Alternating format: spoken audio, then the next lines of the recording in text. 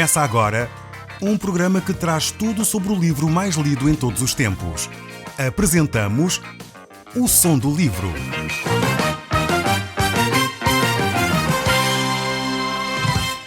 Seja muito bem-vindo. Neste podcast vai encontrar o livro mais conhecido e lido em todo o mundo. Vamos levá-lo numa viagem pela história da humanidade. Este é um audiolivro para si, para a sua família e sociedade em geral. Contextualização e comentários de Paulo Chaveiro. E nós hoje vamos continuar a olhar para o livro de Isaías, mas estamos agora no capítulo 12. Eu espero que tenha a sua Bíblia à mão para poder acompanhar o nosso estudo de hoje. E gostaria de relembrar que este capítulo se insere numa série de profecias que Isaías declarou durante o reinado do rei Acaz. Estas profecias foram escritas entre o capítulo 7 e o capítulo 12. E nós estaremos hoje a terminar esta secção de profecias que Isaías nos deixou.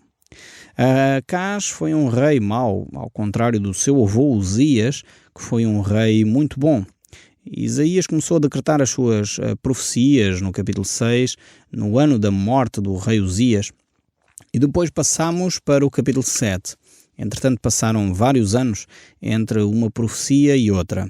E é neste contexto que nós agora nos encontramos. Entre o capítulo 6 do livro de Isaías e o capítulo 7 passam vários anos e agora Isaías então está a decretar profecias debaixo de um reinado realmente terrível. E temos aqui profecias que nos apontam para o Rei Supremo, a pessoa de Jesus Cristo, o reinado messiânico. E aqui o povo é desafiado a viver em louvor verdadeiro a Deus. Neste capítulo nós encontramos puras orações de adoração. É de facto uma pérola das Escrituras este texto que nós vamos analisar hoje. A própria natureza aqui é transformada, é desafiada a adorar Deus. É algo que talvez nós próprios não nos apercebemos, mas realmente a natureza, quem toma atenção a estes aspectos, eu gosto muito de caminhar na natureza, caminhar junto à praia, acho fantástico aquilo que Deus fez e sem dúvida quando nós prestamos atenção, tomamos nota de que ela tem uma reverência, a natureza parece que fala e fala pela sua própria beleza, fala pela forma como Deus a concebeu. Mesmo quando vamos para a floresta ou quando vamos para o mato, mesmo aquela desorganização natural, porque ninguém plantou as árvores direitinhas ou ninguém plantou uma a seguir a outra, mas aquela desorganização selvagem é bela em si mesma. E ela é uma carta escrita de adoração a Deus. Realmente quando ouvimos as aves a cantar, quando ouvimos os insetos a voar, realmente é algo que descreve a adoração a Deus. E nós vamos encontrar isso aqui neste capítulo 12 do livro de Isaías. Então nós vamos dividir este capítulo de Isaías em algumas secções. A primeira será do verso 1 a 3 e é a oração a Deus por causa da nossa salvação. Então vamos ver aqui nestes primeiros 3 versos este tipo de oração. E depois temos então do 4 a 6 a oração a Deus por causa do seu trabalho na criação. Ou seja, por causa de Deus ser o Deus criador. No fundo, é uma oração a Deus por causa da nossa salvação, gratidão, e depois uma oração de gratidão por quem Deus é. E é isto que deveria encher cada vez mais os nossos corações. Muitas vezes nós olhamos só para aquilo que Deus faz, mas deveríamos analisar e adorar a Deus por quem Deus é, não só por aquilo que Deus faz. Não sei se você e eu certamente gostamos de ser reconhecidos não só por aquilo que nós fazemos, mas por aquilo que nós somos, independentemente daquilo que nós realizamos. Até quando realizamos coisas más, não queremos ser desprezados, como é óbvio, porque muitas vezes as coisas más que nós fazemos são fruto da nossa incompetência, são fruto da nossa ignorância, são fruto da nossa incapacidade, não conseguimos fazer melhor do que aquilo, mas mesmo assim não queremos ser desprezados. Porquê? Porque gostaríamos de ser valorizados por aquilo que nós somos. Eu creio que o mesmo, com todas e devidas distâncias que são necessárias ter, também deveríamos fazer o mesmo para com Deus. Adorar a Deus por quem Deus é. Não que Deus faça coisas erradas, não que Deus tenha falhas, não é isso. Mas é olharmos para Deus não só por aquilo que Deus faz. Porque em algumas alturas da nossa vida, Deus, por respeitar tanto o nosso sofrimento, Deus, por considerar que é tão importante aquele momento que estamos a passar, momento difícil, e porque Deus se está a condoer connosco, Ele está em silêncio. E às vezes nós oramos a Deus e não vemos resposta de imediato. E pensamos, bem, Deus abandonou-nos. Mas se nós adorarmos a Deus por quem Ele é, nós vamos perceber que Deus é Deus fiel. E um Deus fiel nunca nos abandona. Mesmo quando está em silêncio. Mesmo quando as nossas orações não estão a ser respondidas de imediato como nós gostaríamos, Ele continua a ser o Deus fiel. E um Deus fiel nunca nos abandona. Então isto é só uma pequena reflexão sobre quem Deus é. Mas vamos começar então pela oração. A oração inicial que é feita a Deus por causa da nossa salvação. Vamos ler então os primeiros versículos. Diz assim: orarás naquele dia. Temos aqui então uma nova expressão, naquele dia, que vai aparecer frequentemente agora nas profecias de Isaías. Normalmente esta expressão que Isaías utiliza aqui, naquele dia, refere-se ao dia do Senhor. O dia que começa a grande tribulação, o dia que começa com a vinda de Cristo a arrebatar a sua igreja, o estabelecimento do reino de Cristo. Então naquele dia, é uma expressão que vamos encontrar com frequência e que se refere a um momento futuro, não a um momento presente, a um momento imediato, mas a um momento futuro que ainda nós próprios cristãos estamos a aguardar que ele aconteça. Diz então assim o texto bíblico, voltando agora ao verso 1 e voltando um pouco atrás para darmos o enfiamento do versículo, diz assim: orarás naquele dia, graças te dou, ó Senhor, porque ainda que te iraste contra mim, a tua ira se retirou e tu me consolas. Este é o dia da salvação. Inicia-se então aqui este momento, a luz vem ao mundo, a tribulação está a passar. Notamos aqui que de facto Deus está a cuidar dos seus. Deus está a cuidar e a consolar a cada um de nós no momento do sofrimento. Depois o verso 12 reafirma isso mesmo, dizendo: eis que Deus é a minha salvação. Confiarei e não temerei, porque o Senhor Deus é a minha força e o meu cântico. Ele se tornou a minha salvação. É de facto bom vermos que Deus é o Deus que está próximo. É um Deus que nos toca na nossa aflição. Salvação aqui é a coisa mais importante que alguma pessoa poderia ter. Como já notamos aqui, não se está a falar de uma religião. Não é agora um programa que se está a adiantar. Aqui a ideia de salvação não é um catecismo que se tem de aprender. A ideia de salvação aqui é a pessoa de Jesus Cristo. É Ele que se torna material nas nossas vidas. É Ele que nos conduz a uma vivência diária dentro dos seus ensinos.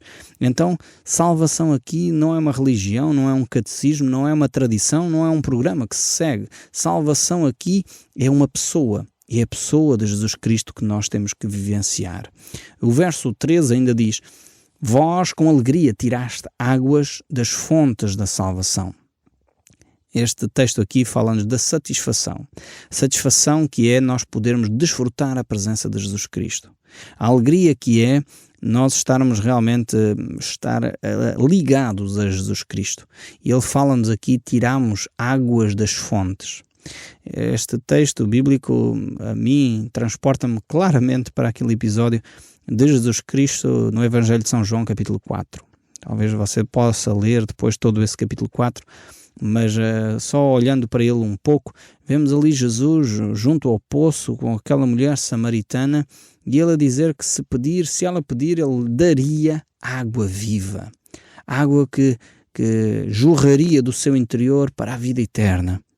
E aqui este verso 3 nos diz: com alegria tirastes água das fontes da salvação. Salvação é a pessoa de Jesus Cristo, como eu já disse, reforço aqui essa ideia, e é a pessoa de Jesus Cristo que dá esta água viva, esta água que traz alegria ao nosso ser, esta água que nos deixa animados com os projetos que estão pela frente, esta água que nos transforma, esta água viva, esta água das fontes. Realmente é um desafio interessante ver este texto. Mas vamos voltar aqui ao texto bíblico e vamos ver o verso 4. E direis naqueles dias.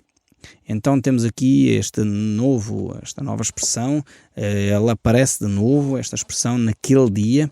Já disse que isto se refere ao futuro, ao reino de Jesus Cristo, ou ao tempo em que Jesus estabelecerá o seu reino. E nós podemos ver aqui esta ideia de que naquele dia vão acontecer novas coisas. Vemos naquele dia, dai graças ao Senhor, invocai o seu nome, tornai manifestos os seus feitos entre os povos, relembrai que é excelso o seu nome. A expressão é tornai manifestos os seus feitos, não é só os feitos imediatos na nossa vida, não é só também os feitos da criação, mas é a totalidade daquilo que Deus tem feito. E o verso 5 ainda prossegue: cantai louvores ao Senhor, porque fez coisas grandiosas, saiba-se isto em toda a terra. É um desafio aqui para louvarmos a Deus, mas ao mesmo tempo um desafio para compartilharmos com outros aquilo que Deus está a fazer.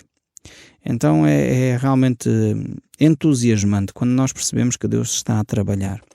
É por isso que eu tenho desafiado várias pessoas, inclusive a escreverem-nos, para nos dizer aquilo que está a acontecer na vossa vida. Vários têm respondido a este apelo e eu quero agradecer, apesar de nem sempre fazer menção disso nos nossos programas, mas tenho ficado encorajado a ouvir aquilo que Deus está a fazer na vossa vida.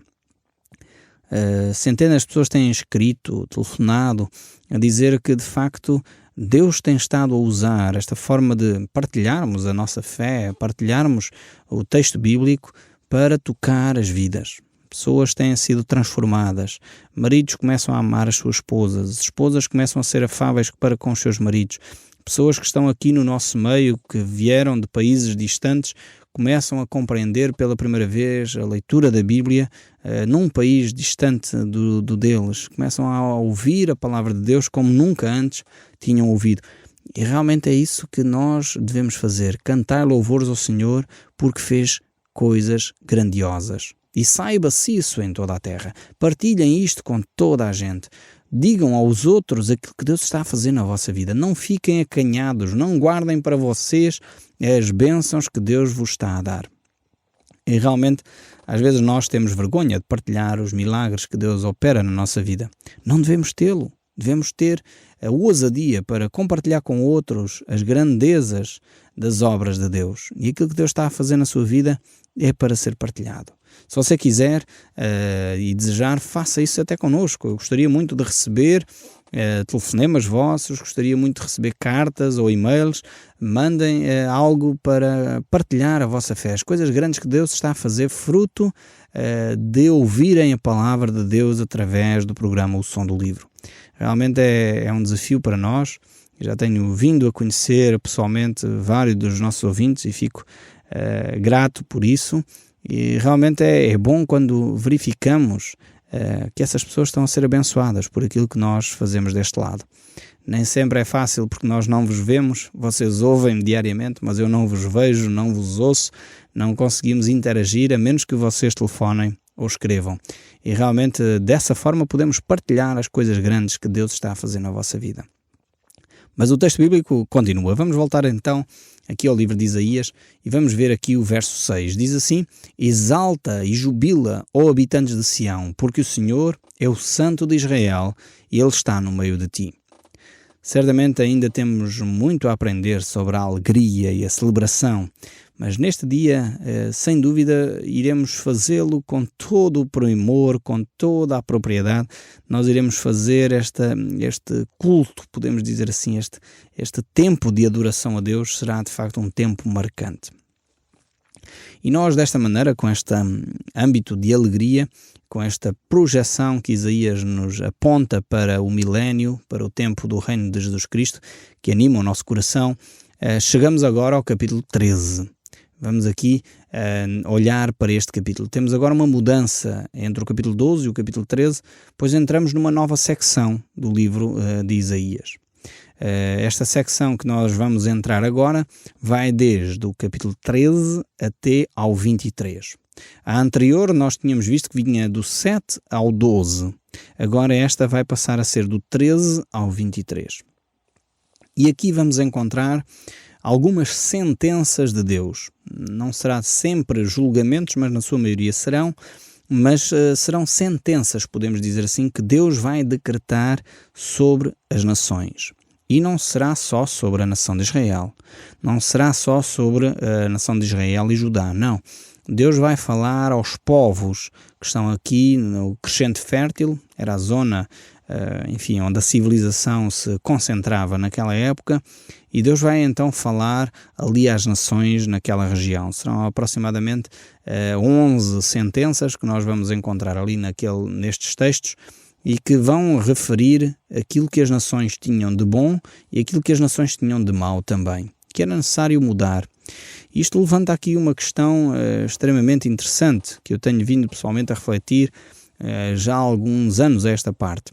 Nós temos, como ocidentais, sido extremamente individualistas. Olhamos para as Escrituras e, por um lado, é correto e positivo, vemos sempre a aplicação que aquilo tem à minha vida prática e pessoal, à minha vida individual. Mas nos esquecemos que a maior parte das vezes a Bíblia olha para os indivíduos, é verdade, mas olha também para as nações, olha para os contextos, olha para os grupos e muitas vezes Deus avalia, julga, corrige grupos inteiros independentemente dos indivíduos. Não sei se estão a perceber o que é que estou a querer dizer. Voltando a dar algum exemplo concreto, se calhar facilita. Nós aqui vamos ver uma série de nações que serão julgadas. Vão ser o Egito, a Assíria, Edom, Tiro, enfim, várias nações vão ser julgadas. Mas, por exemplo, dando um exemplo concreto, voltando talvez mais para trás, não sei se estão lembrados do período em que Moisés estava para entrar na Terra Prometida. Foram enviados 12 espias até a Terra para verificar se era, fácil de conquistar ou não, como é que iriam fazer, e quando regressaram 10 consideraram que, era difícil, era boa terra, mas era difícil conquistar e melhor era voltar para o Egito, e no entanto, 3 deles, neste caso Moisés, Caleb e Josué, acharam que não deveriam de entrar na Terra Prometida. Mas, no entanto, por causa do povo, estes 3 indivíduos tiveram de andar 40 anos no deserto à espera que Deus cumprisse a sua promessa. Então, muitas vezes acontece assim, Deus olha para os grupos também. Deus olha para as igrejas e irá julgar as comunidades. Deus olha para as nações e irá julgar as nações. É bom nós vivermos, como é óbvio, a vida de acordo com a vontade de Deus. Porque aquilo que Josué, Caleb e Moisés viveram não foi nada comparado com aquilo que o resto do povo sofreu.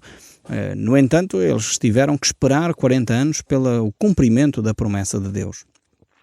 Aqui neste texto bíblico que nós vamos iniciar por ver hoje, vamos ver de facto que há uma teologia que Deus fala não só aos indivíduos, mas também ao coletivo, ao grupo. Deus fala às nações e é importante de facto nós resgatarmos esta mentalidade de grupo, de coletivo e nos responsabilizarmos também pelo grupo. Com esta mentalidade do individualismo, nós ficamos muito preocupados connosco mesmos, passa a ser quase uma atitude egoísta e não nos preocupando com a nossa comunidade, a nossa igreja, onde estamos inseridos. Realmente precisamos de resgatar esta mentalidade do coletivo, de fazermos parte de um corpo, fazemos parte de um grupo e como tal somos responsáveis com aquele grupo para o bem e para o mal. E por isso mesmo devemos resgatar esta mentalidade e esta teologia e aplicá-la mais à nossa vida. Então vamos ver aqui Isaías capítulo 3, verso 1. Diz assim a palavra do nosso Deus. Esta é a mensagem a respeito da Babilónia que Israel, filho de Amós, recebeu numa visão. É importante ver, e a primeira mensagem aqui que vamos receber é a respeito da Babilónia. Babilónia era praticamente uma cidade inexistente nesta altura, uma cidade praticamente sem expressão, inexistente seria forte demais, mas era uma cidade sem grande expressão. O império dominante naquela época era a Assíria, e a Babilónia ainda não tinha praticamente expressão nesta época. Mas, no entanto, como Deus é quem fala, e Deus revela até aquilo que ainda está para acontecer, Ele vai falar acerca da Babilónia. Vejamos então o que é que acontece acerca deste império que ainda não estava estabelecido, iria ser estabelecido praticamente um século depois, mas no entanto Deus começa já a advertir em relação a quem seria a Babilónia. Diz assim o verso 2: em cima de um monte pelado, levantem a bandeira de guerra, deem ordem para os inimigos atacarem, levantem a mão como sinal para que eles entrem pelos portões da cidade majestosa. O Deus Eterno está a chamar os seus soldados fiéis e os seus homens valentes, que se alegram com a vitória. Eles, os que chamados, para que castiguem aqueles com que ele está irado. Aqui vemos como realmente esta cidade ainda não era majestosa, mais tarde é que ela o vai ser, mas Deus já está a alertar para aquilo que vai acontecer fruto do seu orgulho. Uma cidade que se tornou extremamente sumptuosa, orgulhosa, e por isso Deus vai chamá-la severamente à atenção. O verso 4 ainda diz: ouve-se uma gritaria nas montanhas, são exércitos que estão se ajuntando. Soldados de muitas nações se reúnem para a guerra. O Eterno, Todo-Poderoso, está preparado um exército para a batalha. As tropas vêm da Pérsia, um país distante. Vem de lá do fim do mundo. Na sua ira, o Deus Eterno vai usá-los para destruir a Babilónia inteira. Vejamos aqui o cumprimento exato desta profecia, pelo menos um século antes. Ela é dada através de Isaías e o cumprimento é exato. Realmente, quando olhamos para estas profecias e o cumprimento delas que já aconteceu, é impossível perceber ou dizer que isto não é a palavra de Deus. Não é fácil adivinhar o que vai acontecer 100 anos mais tarde.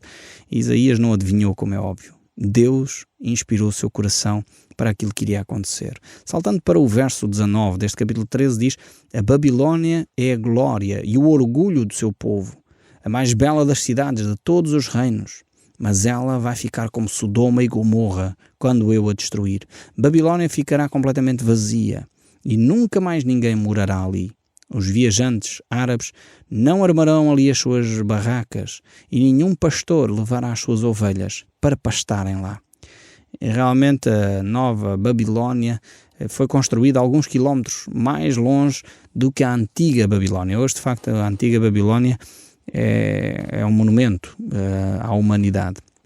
Foi, de facto, arquitetonicamente muito bem conseguida, era uma das mais belas cidades, considerada uma das 7 maravilhas da antiguidade, e realmente foi uma cidade que subiu no seu orgulho e por isso foi abatida. Realmente o orgulho pode minar a nossa capacidade de discernimento de quem nós somos. O orgulho mina, de facto, a nossa capacidade de percebermos as nossas limitações. E foi isso que aconteceu também com este grande império que a história universal relata com muita pormenor. Que realmente Deus guarda o nosso coração de nós cairmos nesse grande erro, de nos orgulharmos. Mas antes, pelo contrário, Deus nos ensina a viver em humildade, a viver debaixo das orientações de Deus, para que em tempo oportuno Ele próprio, o próprio Deus, nos possa exaltar. O Som do Livro, uma produção da Rádio Transmundial de Portugal.